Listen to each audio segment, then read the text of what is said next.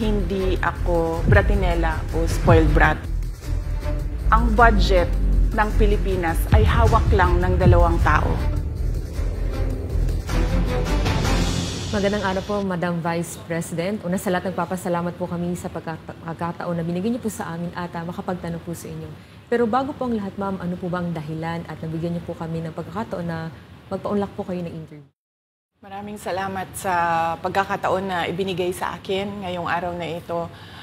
Nagpa-interview ako dahil gusto ko na malaman ng taong bayan at ma-explain sa taong bayan kung bakit hindi ako sumasagot sa question and answer sa budget hearing ng Office of the Vice President para sa budget proposal namin 2025. Gusto ko kasi na maintindihan ng taong bayan saan ba ako nanggagaling.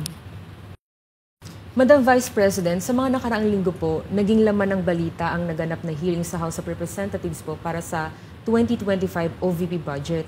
May mga nagsasabi na nag-asal bratinelya daw po kayo, lalo na sa House of Representatives. Hindi daw po kasi kayo sanay na matanong sa mga bagay-bagay, kaya ganoon na lamang po ang naging asta ninyo. Ano po ang reaksyon niyo dito?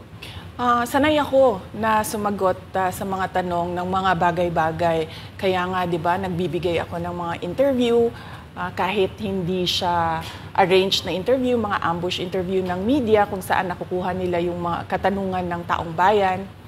Sanay ako sa ganyan. At alam ng taong bayan na hindi ako bratinela o spoiled brat dahil kilala nila ako simula nung ako ay nasa Davao pa, simula nung ako ay mayor pa, hanggang naging vice president ako. Kilala ako ng taong bayan na hindi ko inaabuso ang aking power at ang aking authority sa lahat ng mga opisina na nahawakan ko. Testigo ko ang buong bayan na hindi ako isang spoiled brat. In fact, nung ako ay lumalaki, hindi naman, ang mga kaibigan ko, hindi naman sila galing sa political na pamilya, sa mga mayayaman na pamilya, sa mga powerful na pamilya. Sila ay mga ordinaryong tao lamang at yun ang kinalakihan ko. Isang ordinaryong environment ng isang ordinaryong citizen ng ating bayan.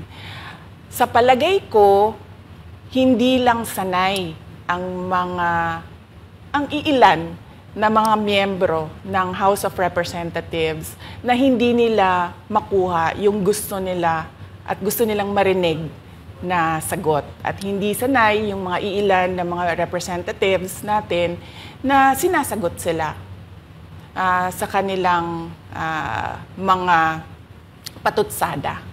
Kaya sa tingin ko, isa din itong parang atake din nila na parang, oh, bratinela yan. Kahit na sumagot naman ako, hindi nga lang sa gusto nila. Kaugnay dyan, Madam Vice President, dito sa budget hearing, naniniwala po ba kayo na may kapangyarihan talaga ang Kongreso na busisiin ang budget po ng bawat ahensya ng gobyerno? Siyempre, oo. Nakalagay yan sa ating saligang batas na ang Kongreso natin ang merong power of the purse. Kaya nga, di ba, merong mga budget hearings at merong pagpasa ng budget mula sa House of Representatives at sa Senado natin, sa Kongreso natin. Kinikilala natin yan. Kaya nga, di ba, pumunta tayo doon sa Senate hearing, pumunta tayo doon sa House of Representatives na hearing dahil nagpresenta tayo ng budget. Ang ginawa ko lang ay sinabi ko, i-forgo namin yung question and answer na parte ng budget hearing. Pero kaugnay po dyan, Madam Vice President, hindi po ba dapat malaman din ng taong bayan para saan po ang pondo ng OVP? At saan po gagamitin itong panukala po for 2025? Yes. Napakahalaga sa akin na malaman ng taong bayan ang Office of the Vice President budget proposal. Kaya nga, bago kami pumunta sa Senate, bago kami pumunta sa House, ay pinublish namin yung budget proposal namin sa aming website, sa Office of the Vice President, sa social media platforms namin.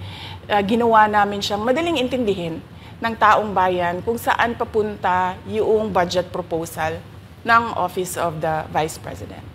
Ma'am, going back dun po kaninang sinabi nyo na yung ilang beses niyo pong sagot sa mga kongresista that you will forgo the opportunity to defend the 2025 budget proposal of the OVP and will defer to the wisdom of the Congress, bakit tila daw po iniiwasan niyo?